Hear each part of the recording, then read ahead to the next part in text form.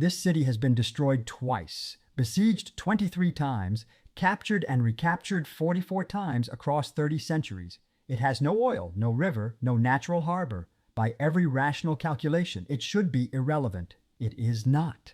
Right now, 3 of the world's largest religions, representing more than 4 billion people, claim this city as sacred ground. 2 sovereign nations, both of them, refuse to exist without it as their capital. And the international community has spent 75 years trying to resolve a question that 30 centuries of conquest never could. Who does Jerusalem belong to? The answer, it turns out, depends entirely on when you started keeping score. 5,000 years ago, this was an unnamed limestone ridge in the Judean highlands, barely a footnote. 3,000 years ago, a king named David made it his capital, and everything changed. Since then, it has been burned by the Babylonians, rebuilt by the Persians, conquered by Alexander the Great, crusaded over by European knights, held for 400 years by the Ottoman Empire, partitioned by the British, and fought over, street by street, in 1948 and again in 1967. The numbers are extraordinary, and they still don't explain the obsession. For Jews, Jerusalem is the site of the first and second temples, the spiritual center of Judaism for 3,000 years. For Christians, it is where Jesus was crucified, buried, and, according to Scripture, resurrected, the holiest ground in the faith. For Muslims, it is where the Prophet Muhammad ascended to heaven, the 3rd holiest city in Islam after Mecca and Medina. 3 sacred histories, 3 unbreakable claims, 1 square kilometer of ancient stone. That is the inheritance this city carries. In October 2023, a conflict erupted in Gaza that shook the world. But to understand why that conflict carries such weight, why it produces such visceral, irreconcilable responses on every side, it is not enough to look at the present. The present is always a product of the past. And in Jerusalem, the past is not over. It never was. To understand how one city became the center of everything, we have to go back, way back, before David ruled from these walls, before the first temple rose from these stones, before any religion claimed this ground as sacred. The story begins here, on this ancient map of Canaan. But even this map is too recent for our story. We need to go further back, 5,000 years ago, to a time when this place had no name, no walls, no temples, just a dry limestone ridge rising from the Judean hills. This ridge, this simple geological formation, somehow this became the foundation for 3 of the world's great religions. The question is, why here? What made this particular stretch of limestone so special that it would become the most contested ground on earth? The answer lies not in the grand stories we know, but in the forgotten details of geography, water, and human survival.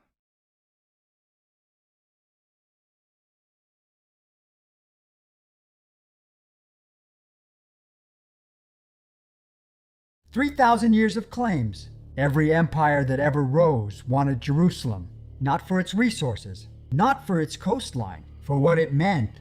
It has been captured, destroyed, and rebuilt 44 times. Babylonians, Persians, Romans, Crusaders, Ottomans, each left their mark on the stone. 3 of the world's major religions trace their holiest sites to the same square mile. For Jews, the Western Wall is the last remnant of Solomon's temple. For Christians, the Church of the Holy Sepulchre is where Christ was crucified and buried. For Muslims, Al-Aqsa is where the Prophet ascended to heaven. When 3 civilizations claim the same ground as sacred, who decides who is right? In 1947, the United Nations tried to answer that question. Their solution: Jerusalem would belong to no one. An international city, administered by the UN. They called it Corpus Separatum, Latin for separate body. Neither Arab nor Jewish. Neutral, shared, protected. That plan lasted less than 1 year. In 1948, war consumed the plan. Jordan took East Jerusalem. Israel held the West. The UN watched. The same body that drew the plan enforced none of it. Then came 1967. In 6 days, Israel captured East Jerusalem. The Jordanian flag came down over the old city. Israeli Defense Minister Moshe Dayan stood at the Western Wall and said, "We have returned to our holiest places." The UN Security Council passed Resolution 242. It called for Israeli withdrawal from occupied territories. It has never been enforced.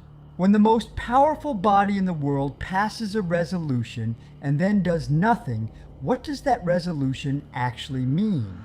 Today, more than 700,000 Israeli settlers live in East Jerusalem and the West Bank, on land that every major international body considers illegal under international law.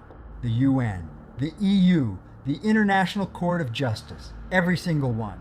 In 2014, Russia annexed Crimea. The world called it illegal. Sanctions, condemnations, weapons. In 1967, Israel annexed East Jerusalem. The world called it illegal too. And then, almost nothing happened. If annexation is illegal, why does the principle apply to one country and not the other? This is not a question about religion. It is a question about law, and who gets to break it.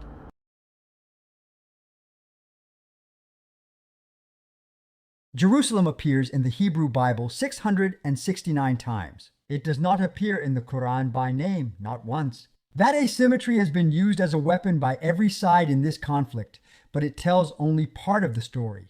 3,000 years ago, a warrior king named David captured a hilltop city called Jebus. He renamed it Jerusalem. He made it his capital. He brought the Ark of the Covenant there, the most sacred object in the Israelite faith. His son Solomon built a temple on the highest point of the city, a structure so magnificent that ancient writers could barely describe it. The first temple became the beating heart of Jewish religious life. Babylon destroyed it in 586 BCE. The Jewish people were exiled, but they never forgot Jerusalem. They built it into their prayers, into their wedding ceremonies, into their grief. For 2,000 years of diaspora, no matter where they were scattered, they turned toward Jerusalem. That is not a political claim. That is a memory encoded into a civilization. Christianity arrived in Jerusalem with a different kind of claim. Not the claim of a king who built a throne here. The claim of a man who died here. According to Christian tradition, Jesus of Nazareth was arrested in Jerusalem's Garden of Gethsemane, tried here, crucified here, and, in the belief that shapes 2.5 billion lives, he rose from the dead here. The Church of the Holy Sepulchre, built on the site of the crucifixion and resurrection, became the most sacred building in Christendom. For centuries, Christians traveled thousands of miles on foot to touch its walls. When that access was threatened, European powers launched 8 military campaigns to reclaim it. Nearly 200 years of war, fought in the name of a tomb. Jerusalem was not peripheral to Christianity. It was its geographic soul. Islam's claim to Jerusalem is the youngest of the three, and in many ways the most deliberately built. In the year 621 CE, according to Islamic tradition, the Prophet Muhammad was carried from Mecca to Jerusalem in a single night. From there, he ascended through the heavens to stand before God. The precise spot of that ascension, the foundation stone, sits at the center of the Temple Mount. It is the same rock that Jewish tradition identifies as the place where Abraham prepared to sacrifice his son. The same rock that anchored Solomon's temple. The same rock that sat beneath the second temple when Rome burned it to the ground. In 691 CE, the Umayyad Caliph Abd al-Malik built the Dome of the Rock directly over it. It was not built by accident. It was built as a statement. 3 faiths, 3 claims, 3 histories, all pressing against the same stone. Here's what makes Jerusalem unlike any other city on earth. These claims do not sit side by side. They sit on top of each other. The Dome of the Rock stands on the ruins of the Jewish temple. The Jewish temple stood on a Canaanite high place. The Crusaders converted the dome into a church. Saladin converted it back. Every layer of Jerusalem's history is built on someone else's sacred ground. When archaeologists dig beneath the streets of Jerusalem, they do not find empty earth. They find cities, dozens of them, stacked like pages in a book that no one can agree on how to read. Judaism reads it as the story of a people who were promised this land and never truly left. Christianity reads it as the stage on which God's greatest act was performed. Islam reads it as the place where heaven touched earth and which the faithful are obligated to protect. None of these readings is wrong within its own framework. That is precisely the problem. Jerusalem is divided into 4 quarters, but the divisions are not clean. They never were. The Western Wall, Judaism's holiest site, sits directly beneath the Temple Mount, Islam's 3rd holiest site. There is no geographic solution that satisfies both claims at the same time. In the year 2000, U.S. President Bill Clinton brought Israeli Prime Minister Ehud Barak and Palestinian Authority Chairman Yasser Arafat to Camp David, the most serious attempt ever made to resolve Jerusalem's status. It failed, not on borders, not on refugees. It failed on Jerusalem. Specifically, it failed on who controls the Temple Mount, who holds sovereignty over the ground beneath the Dome of the Rock, who administers the 16 acres that 3 billion people call sacred. Every faith that claims Jerusalem believes its claim is the truest, the oldest, the most legitimate, and every faith is right inside its own story. The tragedy of Jerusalem is not that the claims conflict, it is that they were never designed to coexist. The Crusaders understood this, so they stopped debating and marched.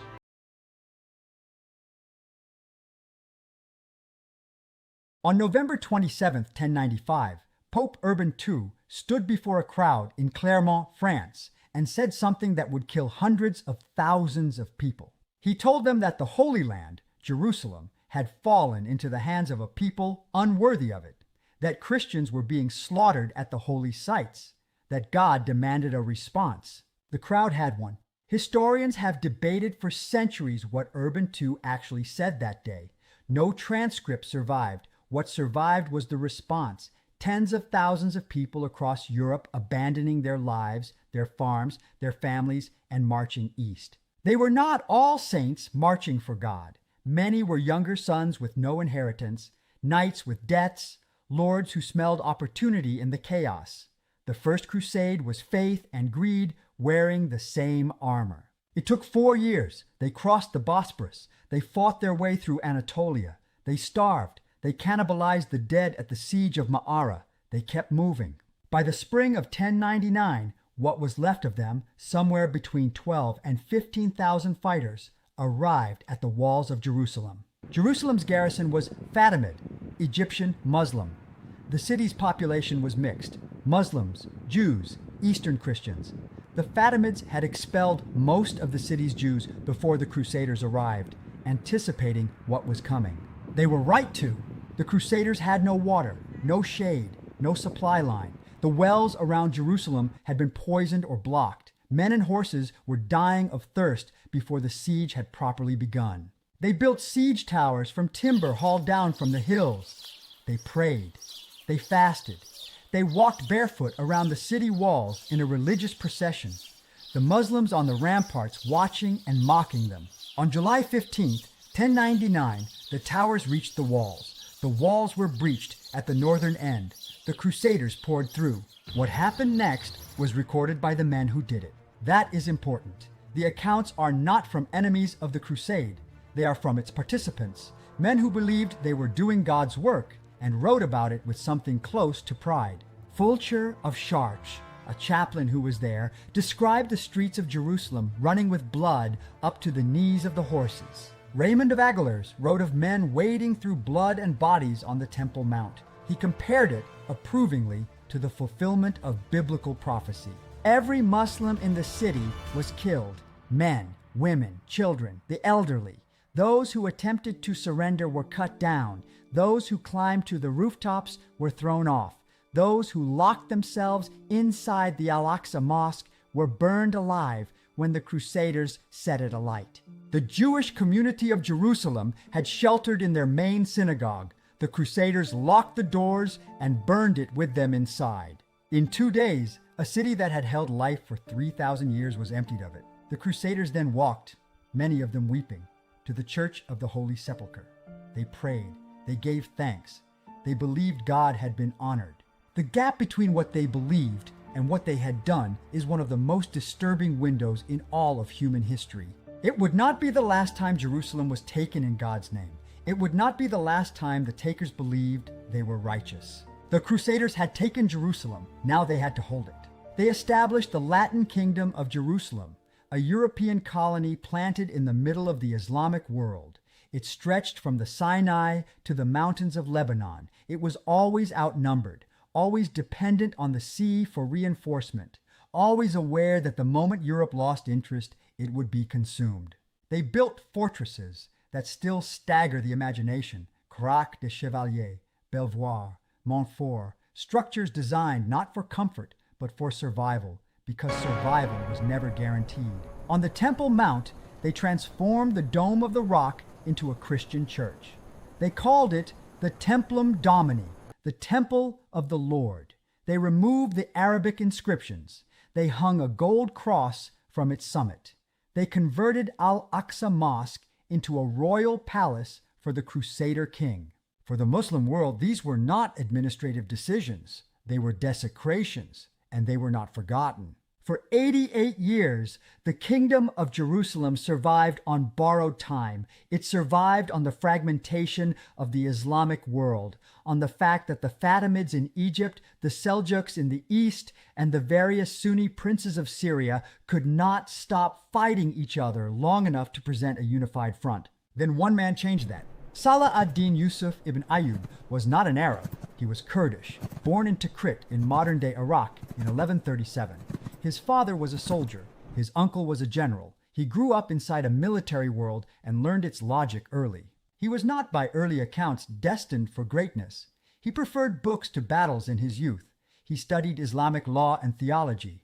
A contemporary described him as devout, gentle, prone to tears during prayer. He was also utterly ruthless when the situation required it. Saladin rose to power not through birth, but through a series of calculated moves that removed rivals, absorbed kingdoms, and unified Egypt and Syria under a single banner: his.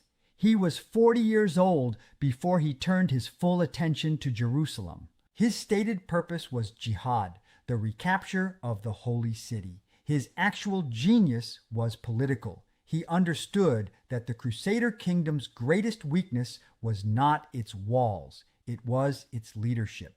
By 1187, the kingdom was fracturing from within. A dying king, competing factions, a reckless new lord, Reynald of Chatillon, who had broken the truce with Saladin by attacking a Muslim caravan, personally, for profit. Saladin used it. He declared war, and he drew the Crusader army into the worst possible ground. The Battle of Hattin lasted one afternoon. It ended the Crusader kingdom as a military power. Saladin had maneuvered the Crusader army, the largest it had ever assembled, into the open ground near the Sea of Galilee in July, in the middle of a heat wave, cut off from water. He surrounded them. He set the dry grass on fire. The smoke choked the Crusader infantry. The cavalry could not charge through the flames.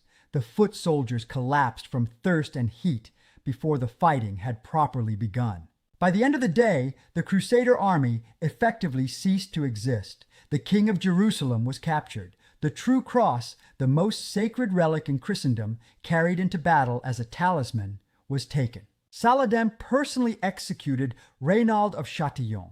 He had promised to do so if he ever captured him. He honored the promise. He then offered water to the captured King Guy. By the customs of the time, sharing water with a prisoner meant his life was spared.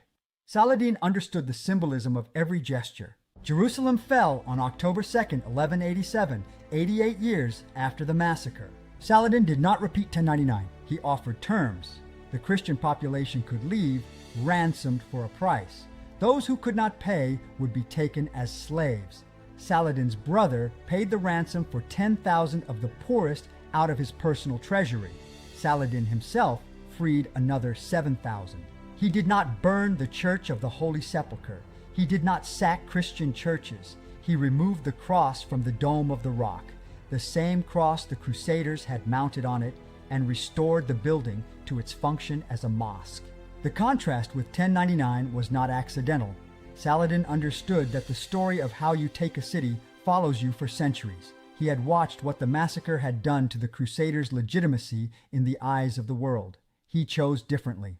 But here is where the complexity matters. Saladin was not a saint. He was a sultan. He had built his empire through political assassination, calculated betrayal, and the elimination of rivals, some of whom had trusted him personally. He consolidated power in Egypt partly by dismantling the Shia Fatimid Caliphate and forcing Sunni Islam on a population that had practiced differently for centuries. His mercy at Jerusalem was real, and it was strategic. The two things are not mutually exclusive in a man of his sophistication. He spent the rest of his life fighting to hold what he had taken against the Third Crusade, against Richard I of England, against the exhaustion of endless war. When he died in 1193, he had given away so much of his treasury to charity and to his soldiers that his estate could not cover the cost of his funeral. He was buried in Damascus. His tomb is still there, still visited. Jerusalem held his name for less than a decade before the wars resumed. The Third Crusade brought Richard IV of England, Richard the Lionheart, to the shores of the Holy Land in 1191. He was arguably the finest battlefield commander of his age. He never took Jerusalem. He came within 12 miles of its walls, twice. Both times he turned back, not from cowardice, but from calculation.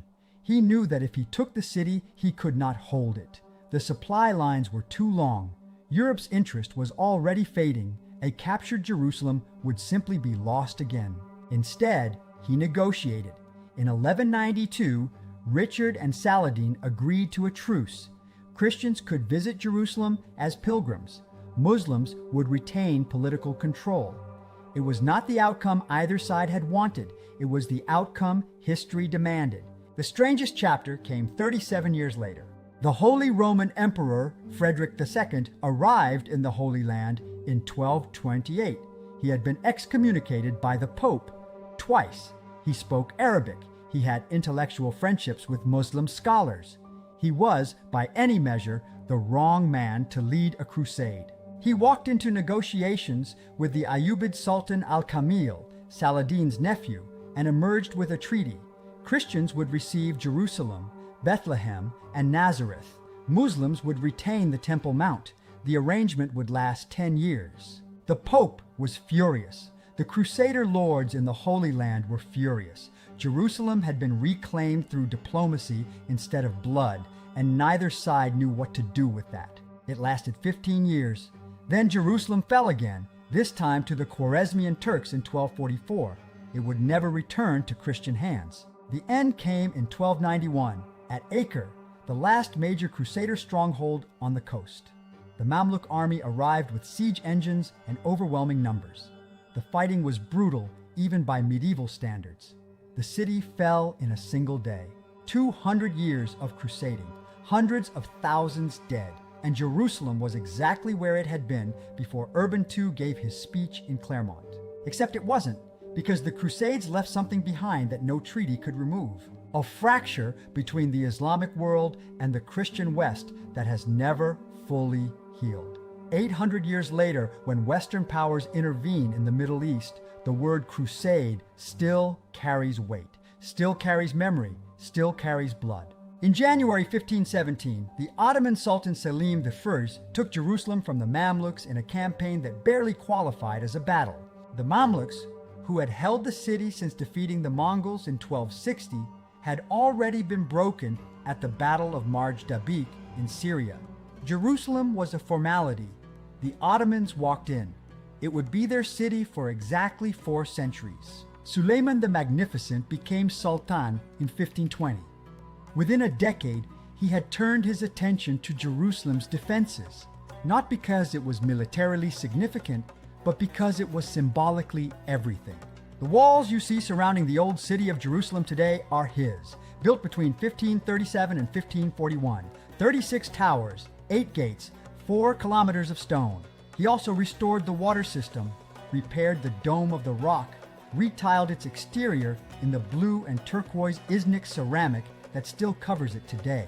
The man who built Jerusalem's skyline was a Turkish sultan who had never set foot in the city. The Ottomans governed Jerusalem through a system called the millet. Each religious community, Muslim, Jewish, Greek Orthodox, Armenian, Catholic, administered its own internal affairs, its own courts, its own schools, its own religious institutions. It was not equality. Muslims occupied the top of the hierarchy, but it was a form of structured coexistence that allowed Jerusalem's communities to survive side by side for 4 centuries without the systematic massacres that had defined earlier eras. Jerusalem was, by Ottoman standards, a minor provincial town, important to God, unimportant to the empire's tax collectors. The Ottoman Empire began to crack in the 19th century, and as it cracked, European powers reached in. Britain claimed the right to protect Protestant Christians in Jerusalem. France claimed the Catholics. Russia claimed the Orthodox. Each power established consulates, churches, hospitals, and schools, not out of charity, but out of competition. Then came a different kind of arrival. In 1882, the first wave of Jewish immigrants fleeing pogroms in Russia and Eastern Europe began settling in Ottoman Palestine. They were not crusaders, they were not soldiers, they were farmers, teachers, and tradespeople who had decided that the only answer to European anti-Semitism was a place of their own. They called this movement Zionism. Its founder, Theodor Herzl, was a Viennese journalist who had watched the Dreyfus Affair, a Jewish French army officer falsely convicted of treason amid a wave of public anti-Semitism, and concluded that Jews would never be safe in Europe. In 1896, Herzl published a pamphlet called The Jewish State.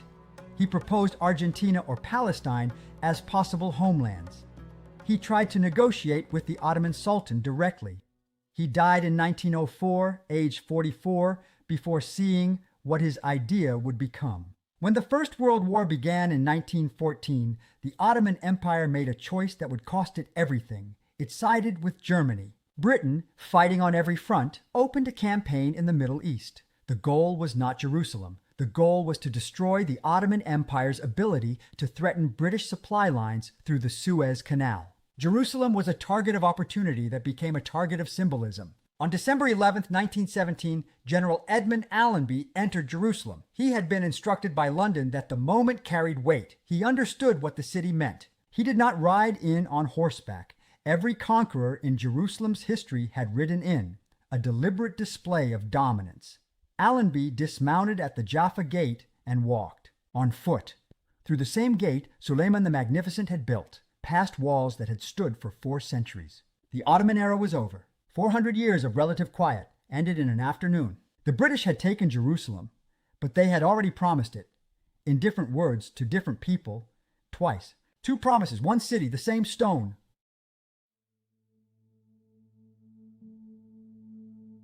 Every empire that has held Jerusalem has believed it would be the last. The Crusaders believed it. The Ottomans believed it. The British believed it. Each of them was wrong. What Britain did next with Jerusalem would make everything that came before look like a rehearsal.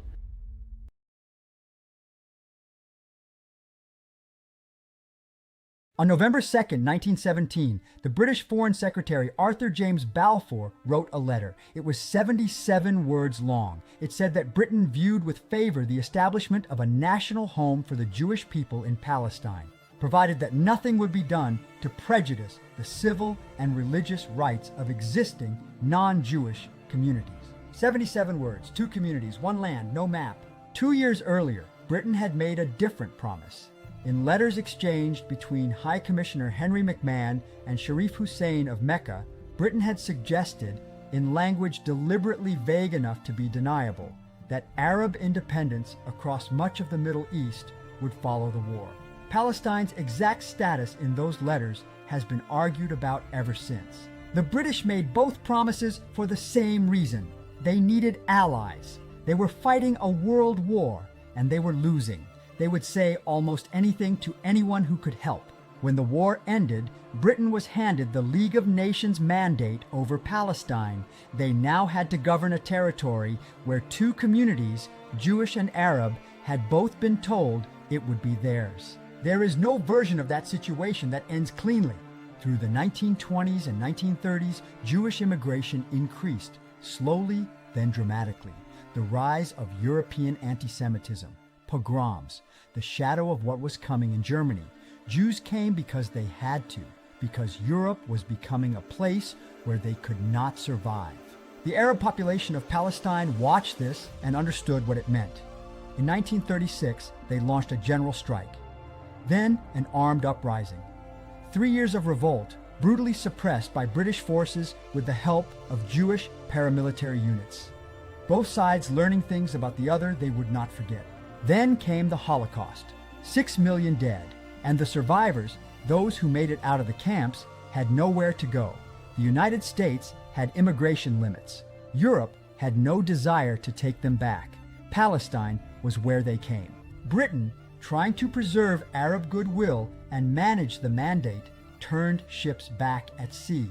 Jewish refugees who had survived Nazi camps were held in British detention camps on Cyprus. The moral bankruptcy of the situation was visible to the entire world. By 1947, Britain was exhausted and broke. They had spent themselves in the war. They couldn't hold India, they couldn't hold Palestine. In February, they handed the question to the United Nations and walked away from it. The United Nations would have to decide what to do with two peoples and one land. On November 29, 1947, the UN General Assembly voted on Resolution 181, the Partition Plan.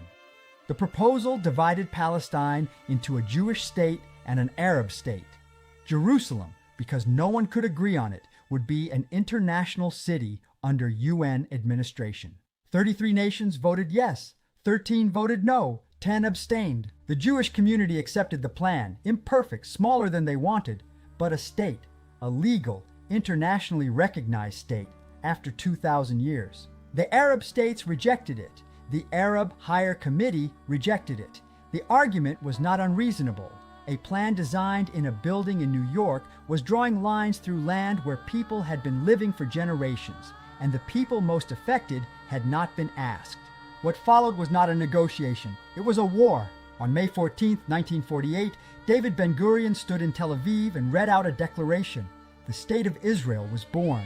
The next day, 5 Arab armies crossed the borders. What happened in the following months is remembered differently depending on who is telling it. Israelis call it the War of Independence. Palestinians call it the Nakba, the catastrophe. Both names are accurate inside their own story.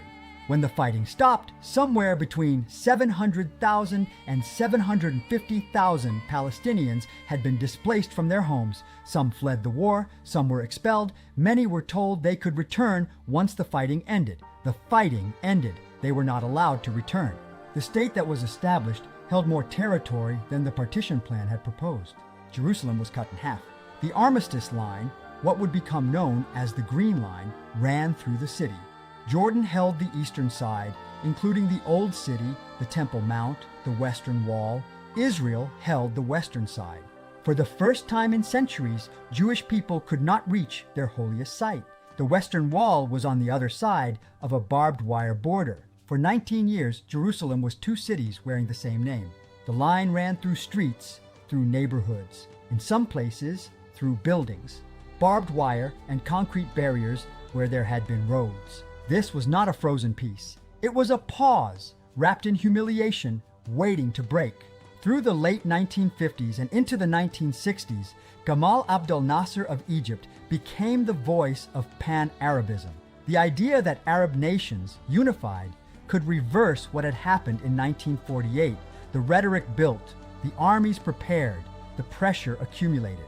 In May 1967, Egypt closed the Straits of Tiran to Israeli shipping, an act of war by any definition. Arab armies massed on Israeli borders. The Soviet Union fed intelligence, later proven false, that Israel was preparing to attack Syria. On June 5, 1967, Israel struck first. In 6 days, the map of the Middle East was redrawn. Israel destroyed the Egyptian Air Force on the ground in the first hours, then turned east. Jordan entered the war. The West Bank and East Jerusalem fell within 3 days. On June 7th, Israeli paratroopers fought through the narrow lanes of the Old City and reached the Western Wall. The radio transmission went out. The Temple Mount is in our hands. Men who had never cried in their lives were weeping.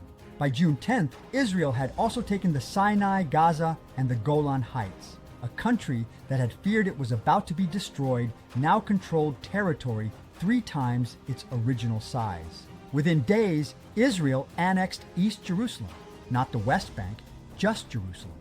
The decision was made fast, deliberately, before international pressure could solidify against it. Every government in the world refused to recognize the annexation. The legal dispute over Jerusalem's status that began on those days has never been resolved. Moshe Dayan, the defense minister, stood at the Western Wall on June 7th and said, "We have returned to our holiest places, never to be parted from them again." Then he did something that surprised everyone. He handed administrative control of the Temple Mount back to the Islamic Waqf, the Muslim religious authority. Jews could visit. Jews could not pray there, the arrangement that exists today.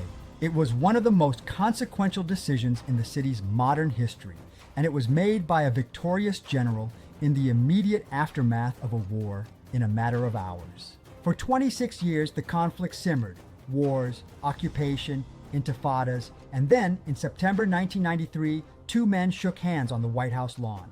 Yasser Arafat, Yitzhak Rabin, Bill Clinton watching with his arms spread wide as if he could hold them both together. The Oslo Accords were presented to the world as a peace process. What they actually were, on the question of Jerusalem, was a deferral. Jerusalem was designated a final status issue, to be negotiated later. Oslo said almost nothing about the city that was the center of everything. Later never came. On November 4th, 1995, Rabin was shot by a young Israeli man who believed the peace process was a betrayal of the Jewish people. He died that night. The peace process did not survive him in any meaningful form. In July 2000, at Camp David, President Clinton pushed Israeli Prime Minister Ehud Barak and Arafat toward a final agreement. The talks collapsed on Jerusalem, specifically on sovereignty over the Temple Mount and the Old City. Both sides have blamed the other for the failure ever since. The truth is that the gap was real and neither side could cross it. The Second Intifada began within weeks. Today, more than 700,000 Israeli settlers live in the West Bank and East Jerusalem, in settlements that the United Nations, the International Court of Justice, and most of the world considers illegal under international law. Israel disputes that characterization. In East Jerusalem specifically, 350,000 Palestinians live as permanent residents, not citizens of Israel, not citizens of any state. They can be stripped of that residency status. Many have been. They live in their city, the city their families have been in for generations, under a legal category that has no real parallel anywhere else in the world. In December 2017, President Trump recognized Jerusalem as Israel's capital and began the process of moving the American embassy from Tel Aviv. Every previous American administration had refused to do this, understanding that the city's final status was supposed to be negotiated. Trump did it anyway. Most of the world condemned the move. Nothing structurally changed on the ground. The symbolic message to both sides was unmistakable. In 2020, the Abraham Accords normalized relations between Israel and the UAE, Bahrain, Sudan, and Morocco, a genuine diplomatic achievement. It was also built on the explicit premise that Palestinian statehood did not need to be resolved first. The Palestinian question was not solved, it was sidestepped. On October 7, 2023, Hamas launched the largest attack on Israeli territory since 1948. Approximately 1,200 people were killed, 251 taken hostage. The attack was planned with meticulous care and carried out with deliberate brutality. The Israeli response has killed more than 45,000 Palestinians in Gaza as of early 2025, according to Gaza Health Ministry figures. The figure is disputed. The scale is not. The International Criminal Court has issued arrest warrants for Israeli Prime Minister Benjamin Netanyahu and former Defense Minister Yoav Gallant, alongside Hamas leadership. The International Court of Justice has ruled that Israel must take measures to prevent genocide while stopping short of ordering a ceasefire. Every framework that existed before October 7th, the two-state solution, the Abraham Accords, the managed occupation, is now either destroyed or suspended. No one knows what comes next. The stone is still there. Underneath all of it, the British maps, the UN votes, the armistice lines, the settlements, the warrants, the rubble, the city is still there. The same walls Suleiman built, the same lanes the Crusaders walked through, the same rock where, depending on who you are, Abraham raised a knife, the prophet ascended to heaven, or the temple once stood. Every empire that held this city believed it would be the last to hold it. Every one of them was wrong. The question is not whether this ends. Everything ends. The question is what kind of people we decide to be while it's still happening.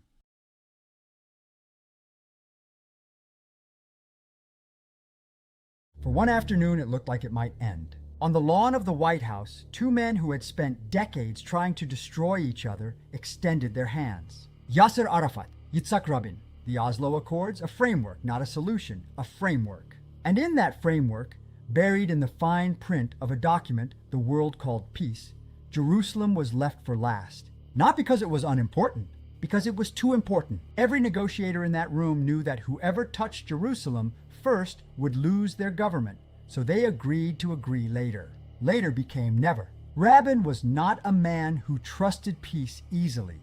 He had been a soldier his entire adult life. He had given orders that cost people their lives. He knew what war cost, not in statistics, but in the specific weight of it. That is why, when he chose Oslo, it meant something.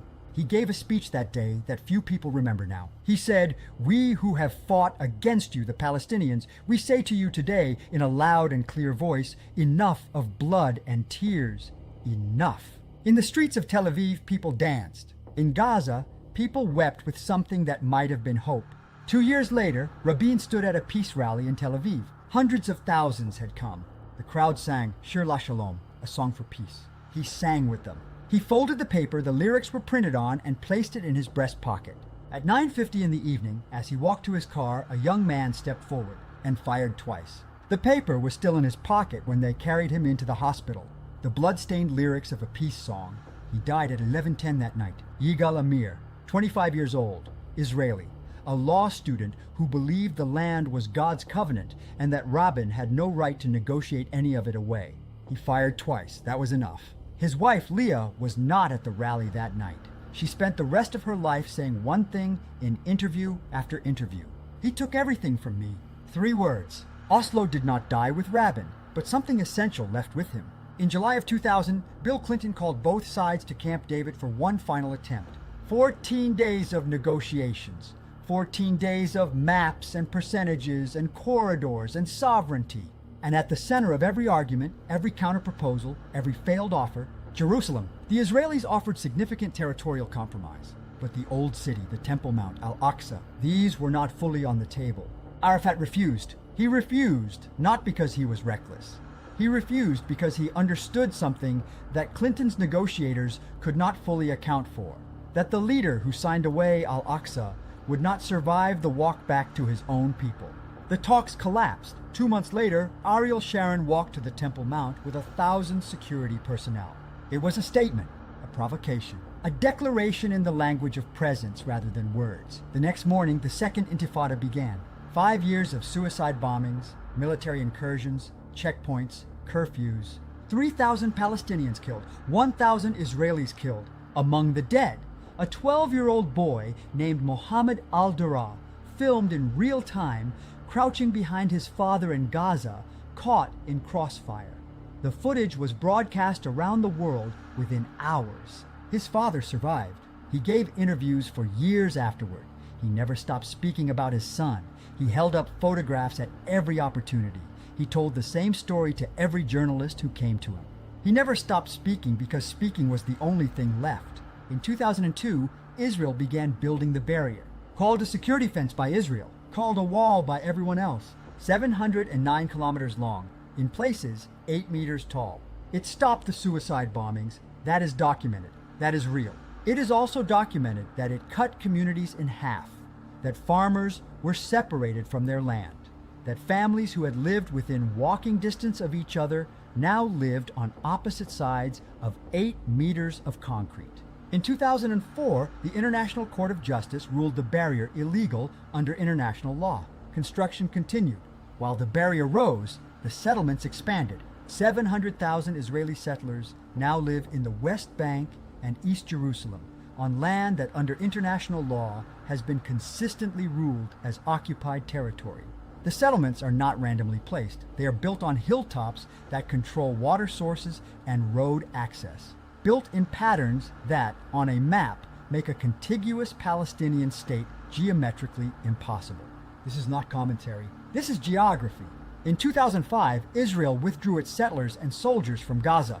In 2006, Hamas won Palestinian legislative elections. The international community refused to recognize the result. In 2007, Hamas seized full control of Gaza. The blockade began. For 17 years, the movement of people and goods in and out of Gaza was controlled by Israel and Egypt. Fuel, medicine, building materials, food, all subject to approval. A child born in Gaza in 2007 has never left it. On December 6, 2017, the President of the United States announced that America recognized Jerusalem as the capital of Israel. 6 months later, the United States Embassy moved from Tel Aviv to Jerusalem. On the day of the opening ceremony, May 14, 2018, 60 Palestinians were killed in Gaza during protests. The ceremony continued. In September 2020, the Abraham Accords were signed. 4 Arab nations normalized relations with Israel. It was called a historic breakthrough for peace. The Palestinians were not invited to the table. For the first time in the history of Arab-Israeli diplomacy, Palestinian statehood was not a precondition for normalization. The Arab world had moved on. The Palestinian question, the question that had defined Middle Eastern politics for 70 years, had been quietly set aside. At 6:29 in the morning, the silence ended. 3,000 Hamas militants breached the Gaza border fence at multiple points simultaneously. They moved into kibbutzim. They entered homes. They reached a music festival, the Nova Festival, where young people had been dancing through the night. 1,195 people were killed, the majority of them civilians. 251 were taken hostage into Gaza. It was the deadliest day for Jewish people since the Holocaust. Among the hostages, elderly men and women, children, foreign nationals who had come to Israel from countries far from this conflict, people who woke up that morning with no reason to believe it would be their last ordinary morning. Families separated in seconds. Some are still separated now. Israel declared war within hours. The military campaign that followed has been the most destructive in Gaza's recorded history. More than 46,000 Palestinians killed, figures the United Nations has assessed as credible. 1.9 million people displaced, 85% of Gaza's entire population. Gaza's hospitals, its universities, its water systems, its ancient neighborhoods, some of which had stood for centuries, largely destroyed. October 7th did not come from nothing. It came from 17 years of blockade, from the collapse of Oslo, from a 2-state solution quietly buried beneath 700,000 settlers, from the Abraham Accords that told Palestinians their question was no longer the world's first priority. None of that justifies what happened at the Nova Festival, in the kibbutzim, in the homes. Nothing justifies that. But history does not deal in justifications. It deals in causes. On January 26, 2024, the International Court of Justice, the highest judicial body of the United Nations, issued an emergency ruling. South Africa had brought a case against Israel under the Genocide Convention. The court ruled that there was a plausible risk of genocide being committed in Gaza. Not a verdict, a threshold finding. But plausible, in the language of international law, is not a casual word. It means the court examined the evidence and determined it could not be dismissed. Israel rejected the ruling. The operation continued. In the Security Council, ceasefire resolutions were proposed. Multiple times. Multiple times, the United States used its veto power to block them. The United States, which had helped architect the international rules governing armed conflict, used its permanent seat on the Security Council to ensure those rules could not be enforced. In November 2024, the International Criminal Court issued arrest warrants for Benjamin Netanyahu, Prime Minister of Israel. for Yoav Gallant, his defense minister. The warrants alleged war crimes and crimes against humanity in connection with the conduct of military operations in Gaza. Both men denied the charges. Both men continue to govern. The law, it turned out, is only as strong as the willingness of powerful nations to enforce it. And powerful nations, it turned out, had other priorities. Somewhere in a refugee camp in Lebanon, an elderly woman keeps a key in a drawer. It is the key to the house her family left in 1948. The house no longer exists. The village no longer exists. The name on the map has been changed. She has carried that key for 77 years. She has shown it to her children, to her grandchildren, to her great-grandchildren. She calls it her deed. In Tel Aviv, a mother keeps a photograph on her mantelpiece. Her son was taken on October 7th. She does not know with certainty whether he is still alive. She attends every rally. She speaks to every journalist who will listen. She holds his photograph in every crowd, every march, every public silence called in his name. She has one request: bring him home. And in Gaza, a child who was born the year the blockade began has never seen the sea. The sea is 1 kilometer from where she sleeps. She has never been allowed to reach it. The key is still in the drawer. The photograph is still on the mantelpiece. The sea is still 1 kilometer away. And the stone of Jerusalem, the same stone that Solomon's workers cut, that Roman legions marched past, that Crusaders bled for, that Saladin reclaimed, that Suleiman fortified, that empires have died trying to hold, that stone is still there. It has outlasted every empire that claimed it, is the only story left to write. The only question, the one this entire story has been circling for 3,000 years, is not who owns the stone. It is whether the people living in its shadow will ever be asked what they need. Not what their governments need. Not what their holy texts require. Not what great powers decide over their heads. What they need. That question has not yet been answered. Whether it ever will is the only story left to write.